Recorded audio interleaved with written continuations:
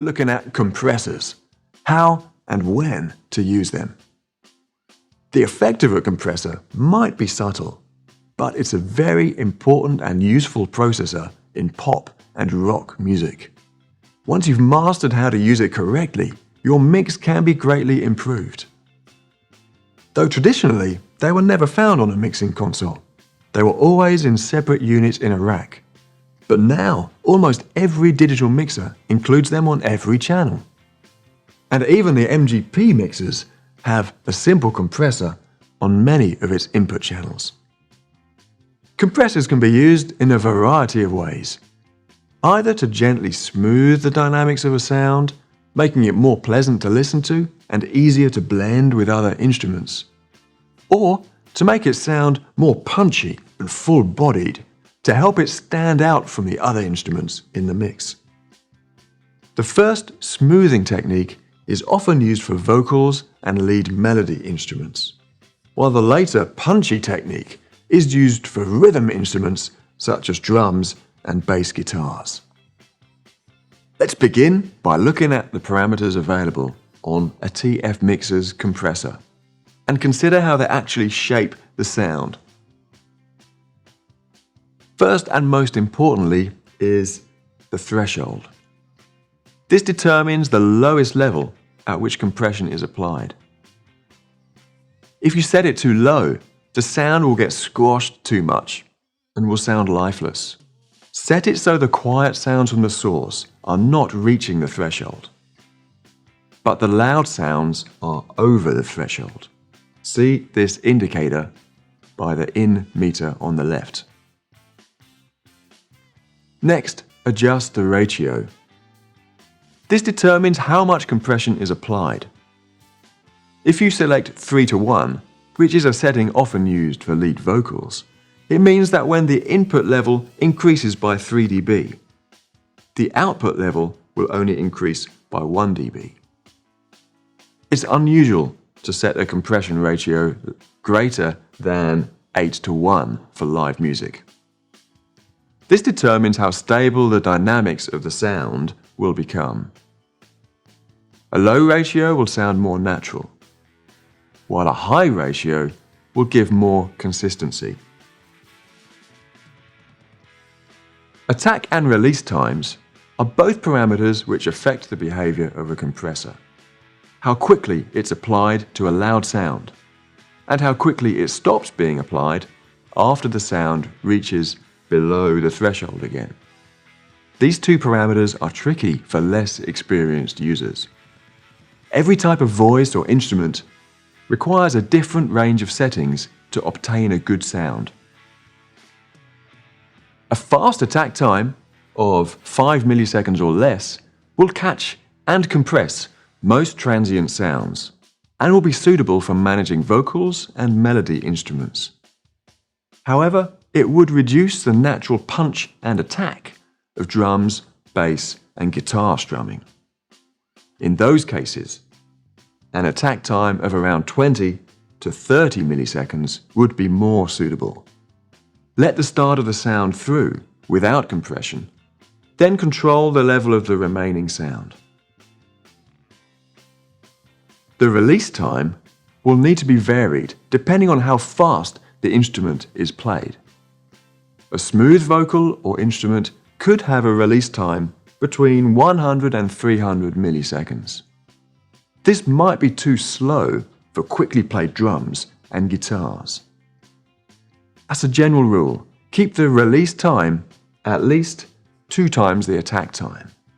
So for drums and bass, somewhere between 40 and 80 milliseconds should work well. Outgain is a useful parameter if a lot of compression is applied, causing the overall level of the channel to reduce. Boost the outgain to bring the level back up.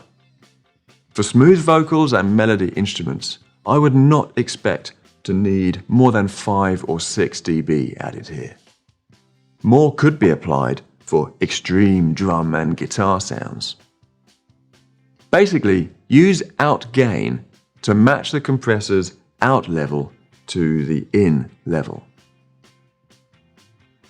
Finally, the knee selection chooses whether compression is applied instantly when the threshold level is reached, or if it's applied more gradually.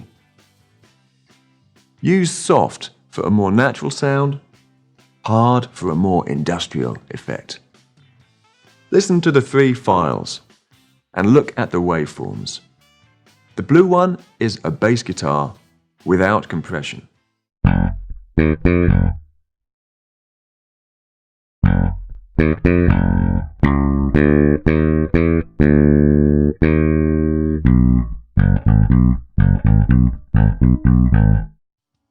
Both the green and purple ones have a ratio of 6:1 and out gain of +5 dB.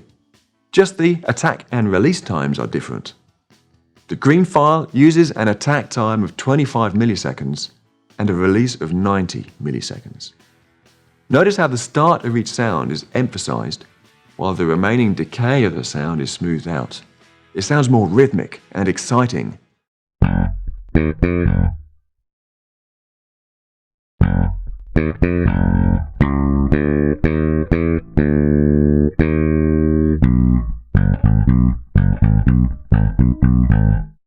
The purple file uses an attack time of 1 millisecond and a release time of 1000 milliseconds. Its waveform is much smoother, but at the expense of character. It has become dull.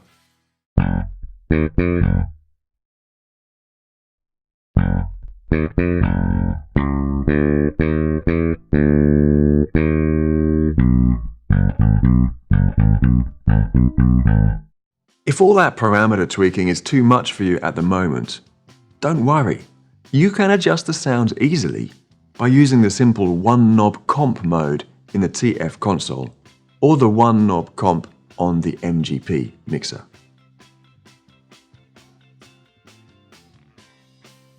The first 50% of adjustment keeps the compression fairly subtle, suitable for applying to vocals and lead instruments.